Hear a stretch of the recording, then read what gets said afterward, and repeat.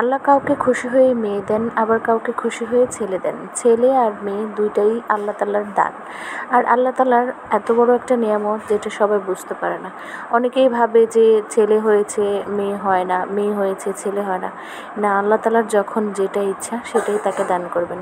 আমাকে অনেকেই প্রশ্ন করেন যে তোমার কি ছেলে হবে নাকি মেয়ে হবে? আমার এই প্রশ্নটা খুবই উদ্ভট মনে হয়।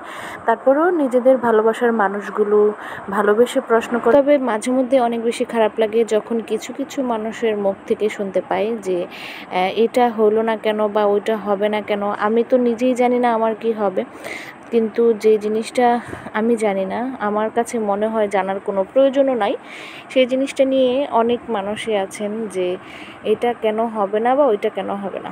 আল্লাহ তাআলার তৈরি মানুষ, আল্লাহ তাআলা ইচ্ছে করে যাকে যেটা দিবেন সেটাই হচ্ছে তার জন্য অনেক বড় নিয়ামত। আমি এটা নিয়েই খুশি। যদিও আমি বুঝতে পারি যে আমাকে ভালোবেসেই সবাই এই প্রশ্নটা করে, কিন্তু আমার ভালোবাসার মানুষের মাঝখানেও কিছু কিছু মানুষ আছে যারা অনেক আক্ষেপ নিয়ে, অনেক আফসোস নিয়ে এই কথাগুলো বলে। তাদের উদ্দেশ্যে একটাই কথা যে আমার কোনো আফসোস নেই, আমার কোনো আক্ষেপও নেই। তবে হ্যাঁ, এটা সত্যি যে উপরওয়ালার কাছে আমি সুস্থ একজন মানুষ চাইতেই পারি। আর নামাজের সেজদায় বসে ছেলে মেয়ে যার যেটা ইচ্ছে সেটা চাওয়াই যায়, ওটা কোনো ব্যাপার না। কিন্তু সরাসরি কাউকে এটা বলা উচিত না যে তোমার একটা মেয়ে আছে কেন একটা ছেলে হচ্ছে না, অথবা একটা ছেলে আছে কেন একটা মেয়ে হচ্ছে না।